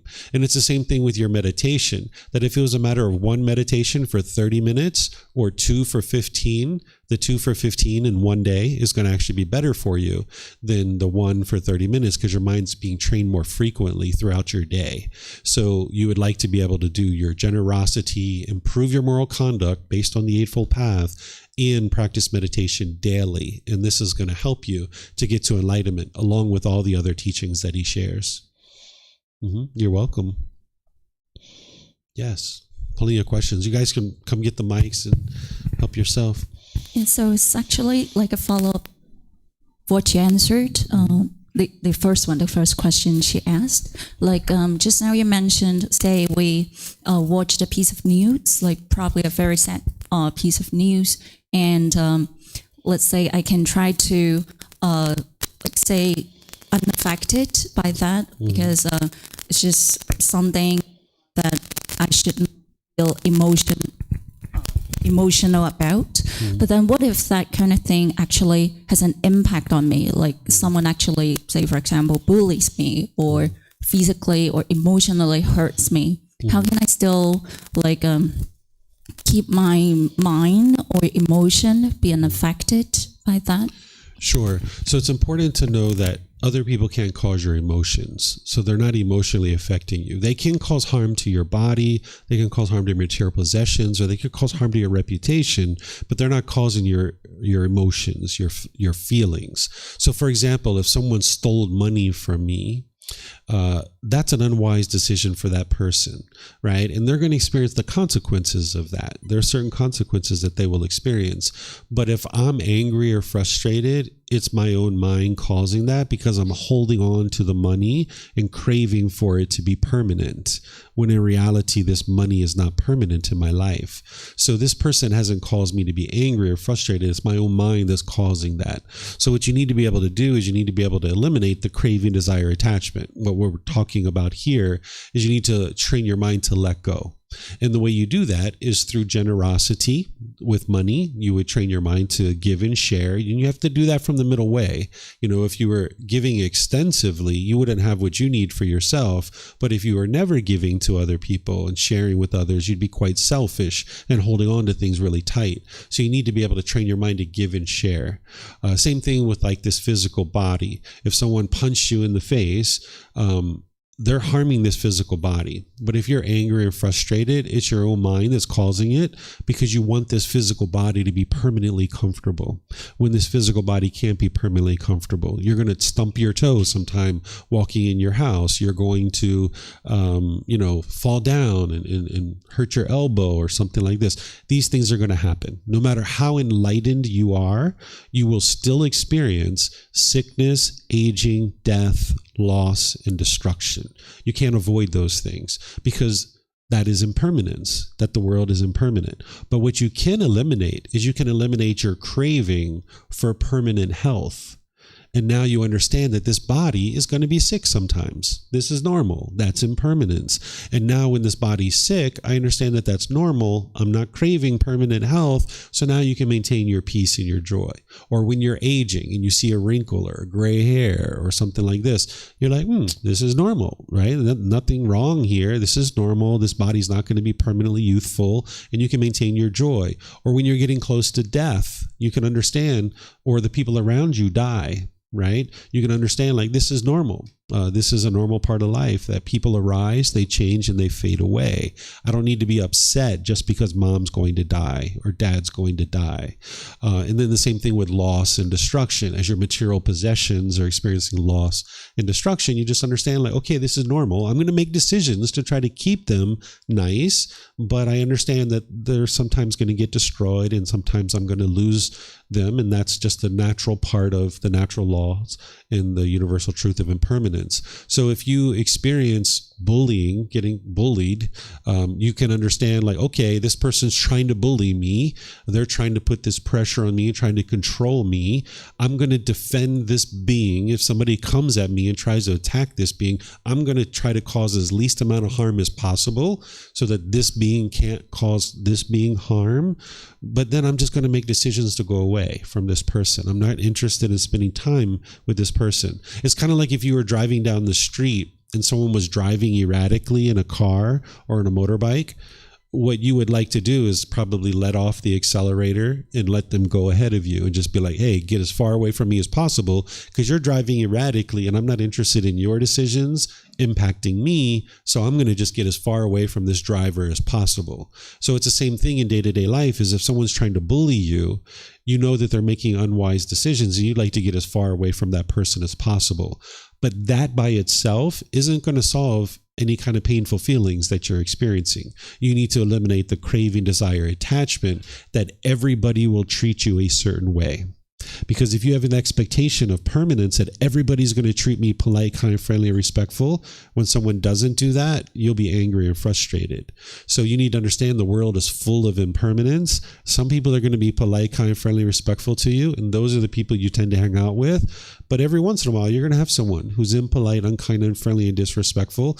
But you don't need to form feelings about that, because it's that person who's choosing to do that. It's not because of you. It's because of that person and what's going on in their mind that they're choosing to function that way. And that's just impermanence. And you'll never be in a world where everybody treats you polite, kind, friendly, respectful. So if you can only be happy when people treat you polite, kind, friendly, respectful, your mind is not free. It's not liberated. So you would like to get to the point where you can be completely happy, of course, when people are polite, kind, friendly, respectful to you. But when someone's impolite, unkind, unfriendly, and disrespectful, you just understand that that's their mind that's causing that, and you just choose to walk away from that. And you can maintain your contentedness and peacefulness and joy, not forming feelings based on that, because you understand that's just impermanence. That's all that is. That someone's choosing to be that way, and I don't need to form feelings over that. And this is where the training comes in, because it's one thing to talk about it, but it's a whole nother thing to go do it in the day-to-day life. More questions I saw? Yeah. I'm not sure who's first, who's second. I just saw a bunch of mics going out. Maybe, yeah. Go ahead. My question is about ill will. When I observe the ill will in my mind, I feel it's more directed towards life itself rather than towards others. So if we follow this schema, let's say, I don't really see how jealousy and material gain are part of that ill will general life itself. Sure. So are there different kinds of ill will, or maybe this step of jealousy and material gain is not always needed? Or maybe you could share something about this. Yeah, this is where it's helpful to not look at the teachings of the Buddha in isolation. This is one aspect of ill will. What he's basically sharing with you is that ill will is coming from craving, desire, attachment. That's the actual cause. But in this particular case, he's talking about jealousy and material gain leading to happiness and sadness, and then it's all coming from craving, desire, attachment. All ill will is coming from craving, desire, attachment. But whether there's material gain or jealousy, that's a whole nother aspect that's based on material possessions and that aspect of ill will. But you can have ill will in other situations too, but it's always coming to craving, desire, attachment. There's some craving that your mind has. Like if you were talking about ill will towards life itself, if you have anger towards life itself, there's a certain craving of a certain life that you want. And if you don't have that, then you will be angry and frustrated because you don't have that certain craving that your mind wants to have. So it's always craving, desire, attachment that's producing ill will. More questions? Yep. Go. Thank you. So I have a few questions about desire and emotions. My first question is, you were talking about unconditional happiness. So aren't we chasing after happiness also a form of desire? It can be, but it doesn't have to be. If somebody chases after happiness, that's a craving, desire, attachment. But if they're over here and they could care less about what they experience and how they experience life, neither one of those two sides are going to lead to the actual happiness that I'm talking about. So you can come to the middle where you gradually work towards this unconditional happiness. You don't have to chase after it. It doesn't have to be a longing and a yearning. You can choose to just gradually make steps towards it. And that would be the best way to pursue it, because as long as you have craving, desire, attachment, longing, yearning for happiness, you will never actually get permanent happiness. But as long as you're over here, you could care less about what emotions and feelings you have. you're never going to improve what you're doing in your day-to-day life either. So you would like to come to the middle where you understand like, there's this option of being able to get to this permanent peace and permanent joy, permanent happiness. Now let me gradually work towards it. Let me read some books. Let me attend some classes and courses and retreats. Let me consult with a teacher and get help from a teacher. Let me do some meditation. And now I can gradually do this instead of longing, yearning for it and chasing after it. Okay. So, previous questions. Do you think that we should just shut down our emotions? No, you shouldn't shut down your emotions because that would be like suppressing them. But what the Buddha is teaching you to do is remove the causes and conditions that are producing your conditioned feelings. There are certain causes and conditions, namely craving, this longing, yearning. That's what's actually causing these feelings, the mind going up and excited and then down and sad and frustrated. You're not interested in suppressing that. You're interested in getting rid of the causes and conditions that are producing it. Just like I was talking about walking down the beach and kicking up the sand. You're like, why is the sand keep blowing in my face? Let me stop kicking up the sand. And now when you just walk normally without kicking, this is much better to walk down the beach with no sand blowing in my face. So it's the same kind of thing, that is, if you learn and understand and you gain the wisdom, that's why I mentioned to this young lady that it's a lack of wisdom, that the reason why craving is still there. When you get the wisdom to see the problem that craving is producing, and you understand the wisdom of how to train the mind to eliminate the cause and condition that's producing that sadness, now you can walk down the beach with a smile and joy because you don't have the cause and condition in your mind any longer that's producing those discontent feelings. All right. Yeah, you're welcome. Let me see. Okay, so normally we read many chapters, but considering the time, I think that we've had a great discussion about this particular chapter, and I think maybe I'll just end class here. You have another question? Yeah, go ahead. Okay. I come from another country, and I can see the difference between the Buddhism here and in my country. Yes. Like people burn the paper, and they worship different saints there. So I want to ask, what's the difference between different Buddhism branches, culture, and wisdoms? Sure. Yeah. So there was only one Buddha, but we have over 200 different branches of what people call Buddhist, right? Buddhist teaching. So all those different things can't be Buddhism because there was only one Buddha. And it's whatever the Buddha taught that leads to enlightenment. It's not all these rites and rituals and ceremonies and worship and prayer.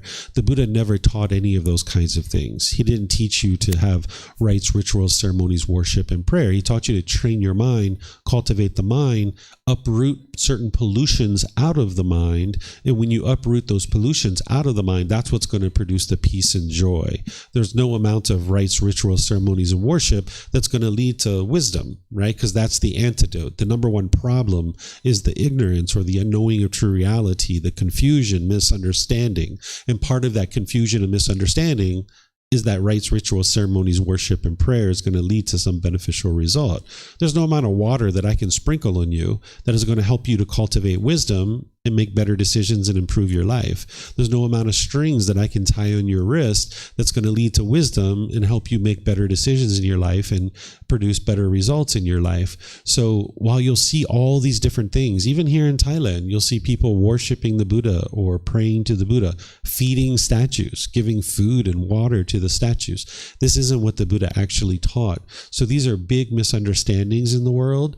And where you come from China? Yeah, there's a lot. That's called Mahayana Buddhism. That form of Buddhism came about 500 to 1,000 years after the death of the Buddha, and they had changed. By the time it got to China, it had all changed, and there's other branches throughout the world that have also changed. So that's what the wonderful thing about you coming to this place here is that out of everywhere in the world, in my opinion, Thailand has preserved the teachings the most, but even within Thai society, there are misunderstandings about the teachings. And that's why you're not interested in believing what you see in China. You're not interested in believing what you see in Thailand. You're not interested in believing me either. You would like to get to wisdom. And the way that you do that is you study the original words of the Buddha. in this book series. It's titled The Words of the Buddha, The Path to Enlightenment, Revealing the Hidden. These are the original words of the Buddha that you can learn, investigate, and examine. Not believing, learn, examine, and investigate them. You then reflect on them to independently verify if it's true or false, and then you start practicing his teachings, integrating them into your day-to-day life in order to train your mind. So that's why when I've been teaching here today, I've given you guys a lot of examples so you can independently verify it through your own life that, yeah, this is true. Craving, desire, attachment is what's causing these discontent feelings. And now, if you've heard enough that you're like, I think there might be some truth here in what this gentleman's saying, now you start exploring the books and the resources that I share, and then that's where you can see more and more of the truth of what the Buddha actually taught. And then you will know for yourself the wisdom that the Buddha taught. You don't have to believe the monks at the temple. You don't have to believe what you see on TV or in books. You will know the truth for yourself because you've studied and penetrated into the original teachings, and you've been training your mind, and you can see slowly but surely the condition of your mind improving and the condition of your life improving, because you know the situations where you get angry or sad or frustrated or some other discontent feeling. And when you train your mind in these teachings shared by the Buddha, over time, you'll see those same situations occurring, and you're not angry anymore. You're not frustrated anymore. And that's how you'll know that it's these teachings that are leading to an improved condition of your mind in your life. So each person needs to just decide, I'm done with the anger. I'm done with the frustration. I'm done with the broken relationships. Because one of the things that happens when ill will is arising is you will push people away. You'll push them out of your life. You might have pushed away friends or family members in your life, or you try to push away the situation. And you can see that that didn't solve the problem because you still get angry or frustrated or sad or some other discontent feeling. Or you might be bitter and harsh and hostile towards people through your intentions, your speech, and your actions. And people choose to leave out of your life. They're just not interested in being around the harshness and bitterness. Or you might put your expectations on people, and you might try to control people and force them and pressure them into doing things your way. In fact, you might even have people doing this to you. So as long as you're pushing people away, you're being bitter, harsh, and hostile, and you're putting expectations on people, you can't live with all beings harmoniously. It's only a matter of time before you have broken relationships. So if you're done with the anger and the frustration and the hostility and the arguments and the broken relationships, the teachings of the Buddha are here for you to be able to help you train your mind and get to wiser decisions in the way that you interact in the world. And that's what I do for you, is I provide all this available to you at no cost so that you can take the classes, courses, retreats, watch the videos, listen to the podcast, read the books. You can even get personal guidance where I will help you privately to be able to sit down and understand these teachings and then be able to experience the results of what the Buddha taught yourself. So that would be my help for you. Yeah. Any other thing you guys would like to ask? No? You have a question? Yeah.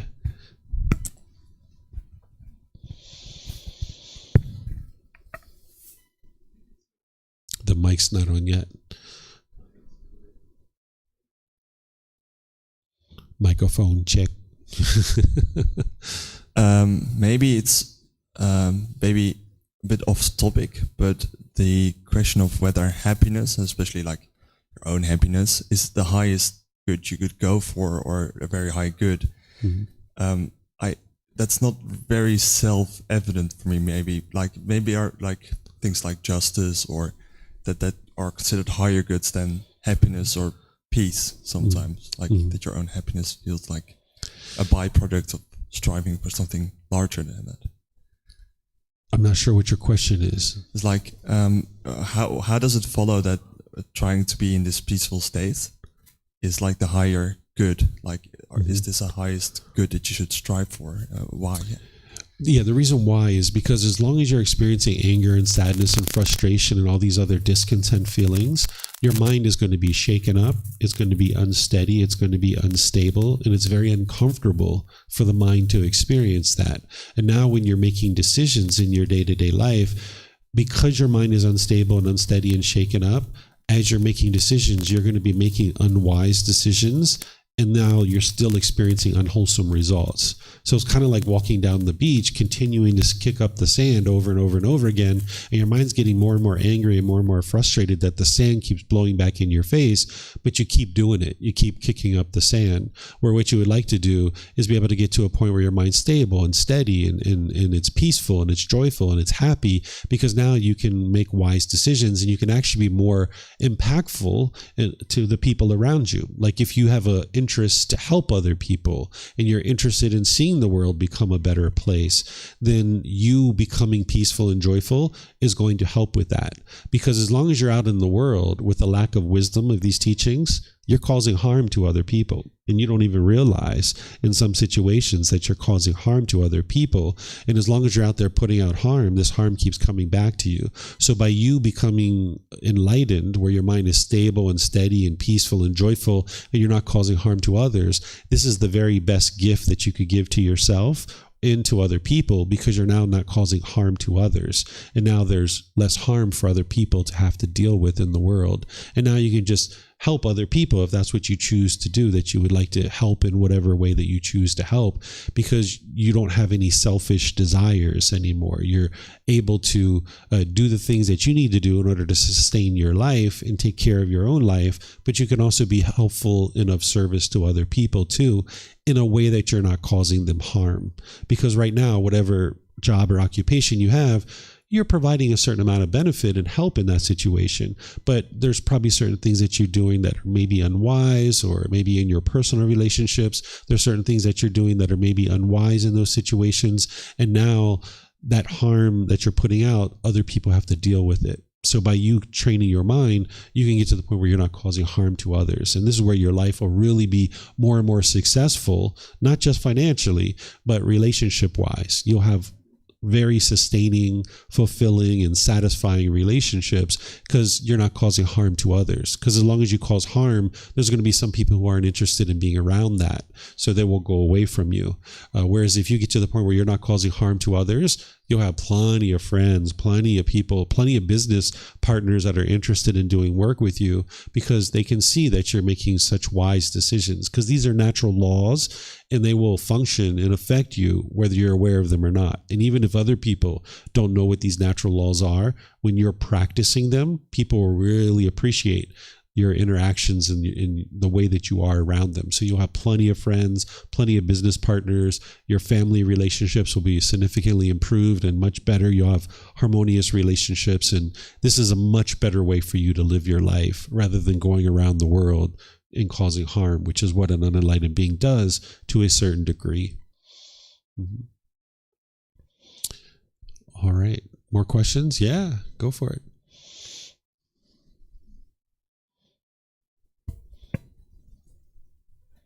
I just want to ask, like, just in Buddhism, then what is the meaning of life? Like being happy or being peaceful, bring the happiness to others, being kind. So what is the meaning? Is this like, what is the purpose of life? Like, why are we here kind of thing? Is that what you're looking for? Yeah. Yeah. So, if we go back to like prehistoric times when human beings first came onto this planet, I don't think that they were walking around trying to figure out what is their purpose in life, what is their meaning in life. I think they were probably trying to figure out, like, how do we survive? Like, how do we eat? What can we put in this body? What kind of clothing can we wear? What kind of shelter do we need? They were trying to figure out basic survival, right? Because during that time frame, humans were just trying to figure out how to survive. Over time, what we've done is we've figured out all that stuff. We've systematized it, in fact. Like, we don't have to go out and grow our own food anymore. We can go somewhere and buy it, right? And people have prepared food for us. We don't have to make our own clothes anymore. Someone else has made them for us, and we can just go buy them.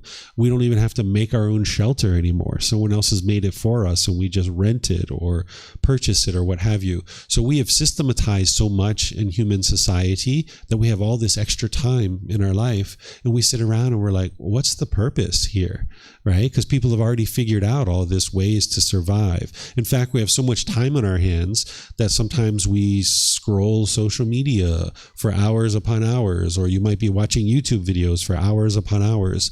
In the mind's ego, this arrogance, this pride, this mind thinking that I'm better than everyone else is looking around like, gosh, there got to be some purpose here. Like, what am I really doing here? Well, what I would share with you is there really is no purpose here. That you can escape out of this. You can get away from this. By the time you get to enlightenment, everything's wonderful. Everything's enjoyable. You'll be living a very fulfilling life. But in the unenlightened state, life can feel very mundane at certain periods of time. It can feel bored and lonely and like, what's the real purpose, right? So what I share with people is there is no purpose. It's just your ego wanting a purpose. Like, I'm significant. I'm a somebody in this world. Let me have this purpose in the world. Well, if you don't subscribe to that and you realize like, I'm just like one being of 8 billion beings on this planet. It's kind of like a bunch of ants running around the world doing a bunch of things. Well, instead of trying to allow the ego to think that I am somebody and there's some purpose in this world, just realize that there really isn't a purpose. But sometimes people aren't satisfied with that answer. They're like, I don't really like that answer. And I say, okay. Well, if you're not interested in that answer, let me give you this answer.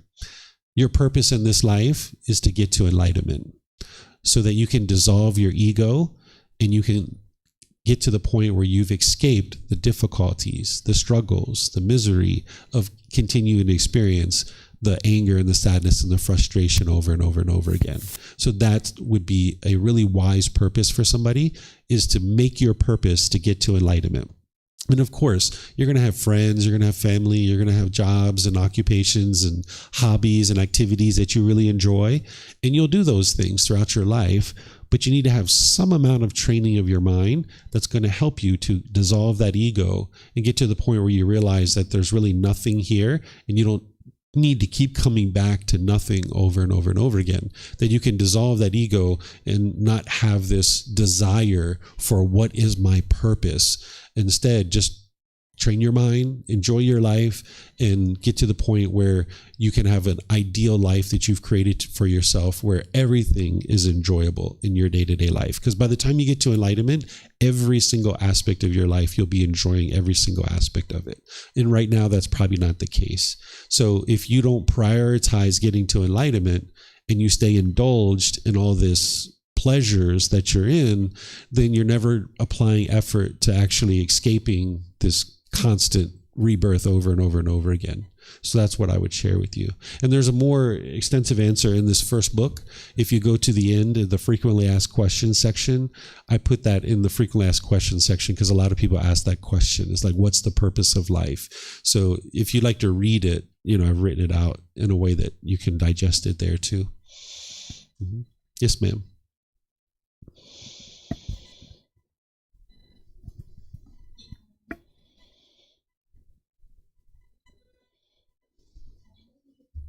Sorry.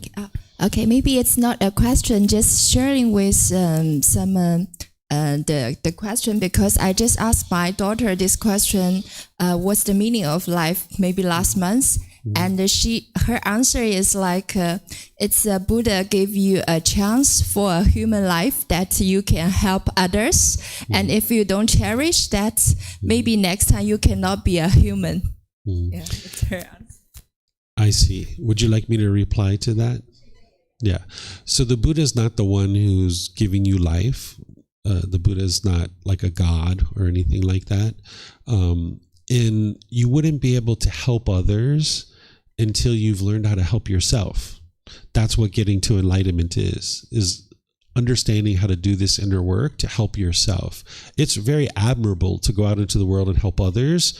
That's one of the reasons why I come here, to help all of you guys to understand the path to enlightenment.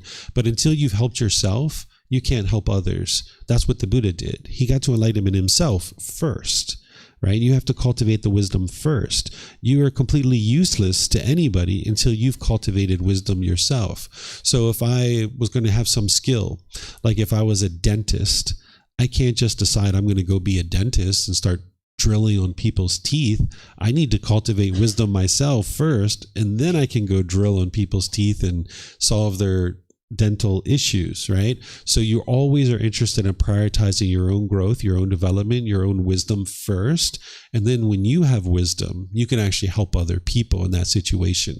But you can only help people that are choosing to get help. If someone hasn't chosen to get help, you can't actually help them. So the teachings of the Buddha aren't about going out into the world and forcing or convincing other people to do things. It's about first working on your own mind, and then as people are interested in what it is that you have to share in terms of wisdom, then you can help them, because now they're pulling the teachings into their life. The teachings of the Buddha aren't about pushing his teachings into other people's life. It's about you developing your own mind first, and then as people choose to ask you questions, then you can help them.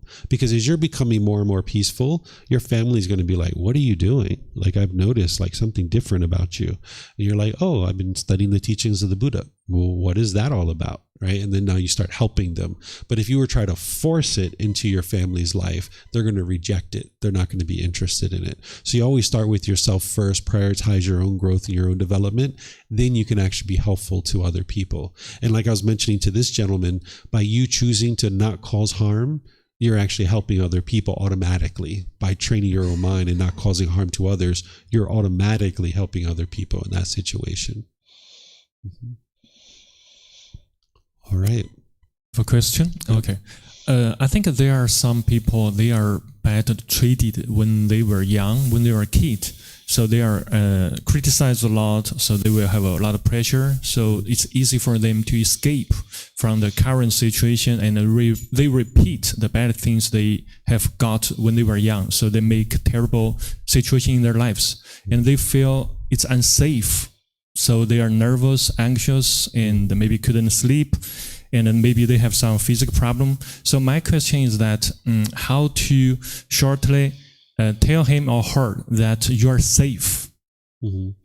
You can't tell someone they're safe and then they're going to immediately feel safe, right? Because what's making them feel unsafe is their craving, desire, attachment. There's nothing you can say to someone that makes them feel a certain way. Each individual person's feelings and what they're experiencing within their own mind is coming from within their own mind. It's not coming from the outside world. It's coming from what's going on in their own mind.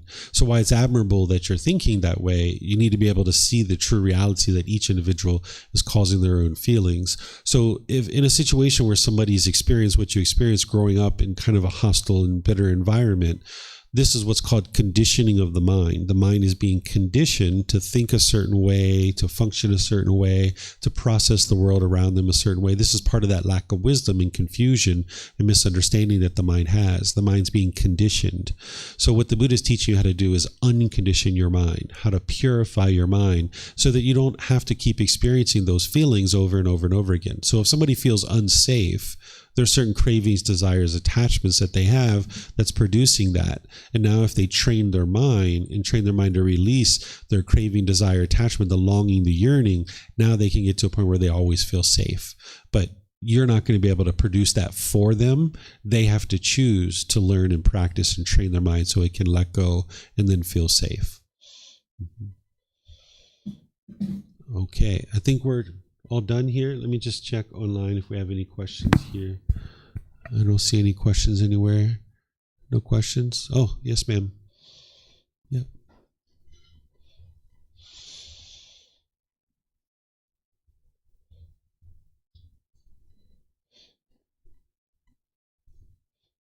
Hello, I want to ask a question. When you are in a work environment, which we are called speed and efficient, how can I make slow down? The reason why the mind would be going fast is because of his craving, desire, attachment. That comes back to this, right? Because when the mind has longing, yearning, it's going to go. And that's what the mind wants to do, because it's trying to hurry up and get to those pleasant feelings. That's what the mind's doing. So you need to be able to use this eightfold path and all the connected teachings to train the mind to be restrained and slow it down. And oftentimes people think slowing down the mind, that they're going to be less productive. but it's actually just the opposite. Because what the mind's trying to do is it's trying to get to those pleasant feelings because it has this sense of, I want to feel productive and I want to accomplish these things. But if you're go, you're going to be making a bunch of mistakes along the way that you have to go back and clean up later. So you're actually taking more time and it's actually damaging your ability to experience success. So you need to get to the point where you train your mind and restrain your mind and realize that by taking your time and making wise decisions, you're actually going to be more productive because you don't have to go back and clean up any kind of mistakes that you made later. So your mind's going to want to just go because of its craving, desire, attachment. But if you train it with the Eightfold Path, it won't do that any longer. But it's going to take gradual, consistent training to slow that mind down. It's not going to be just 1 week or 1 month or 1 year. You're going to need to consistently be training it over a long-term period. But you'll see incremental improvement all the way through. But it's not going to be completely transformed until you have multiple years of training. But you'll see within the first couple of weeks, the first couple of months, that you'll see that the mind is being improved. So you need to learn how to restrain the mind and pull it back from that longing, yearning, and that craving. Thank you very much. You're welcome. Okay, so I'm going to end class here by just thanking all of you guys for joining. Thank you for your interest in learning. Thank you for everyone online as well. If you guys would like to learn more, you're more than welcome to. Tomorrow morning at 9 a.m. is our next class here. I also teach in the evenings from home, like I mentioned, and I live stream. So this particular class, the Pali Canon English Study Group, when I teach it at home, I teach 10 chapters. We go through 10 chapters. But here at the temple, I just let you guys ask whatever questions, and they do the same thing online too. But the ones that I teach in the evening at 9 p.m., they've been studying with me for a long time. So a lot of these beginning questions, they already know the answers to them. So we just study 10 chapters in our evening class. But tomorrow is a great class because it's the very first teaching of the Buddha. And you can really have a breakthrough to understanding what's causing these discontent feelings. And then next Sunday, I'm going to be teaching the rest of the Eightfold Path, which is going to give you the complete guidance. And if you're not going to be around in Chiang Mai, you can actually watch the recording or you can come in live through our live streams. And I've also taught that class many times. So it's been recorded and it's on our YouTube channel. It's on our podcast. You can find it in our books. You can find it everywhere. So if you have any questions, you're more than welcome to let me know. I'm pleased to help you guys. And perhaps maybe I'll see you guys in a future class. Have a very lovely and wonderful rest of your day. We'll see you next time. Sawadee Kap. Sawadee Kap. Yeah.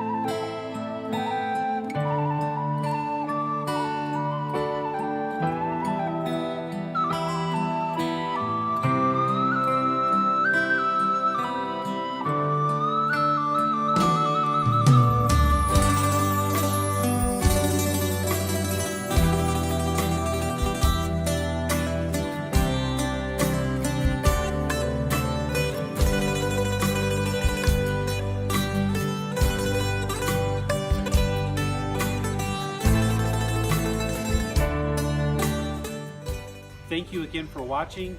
Enjoy your meditation. Look forward to seeing you online and answering any questions that you might have. Thank you so much.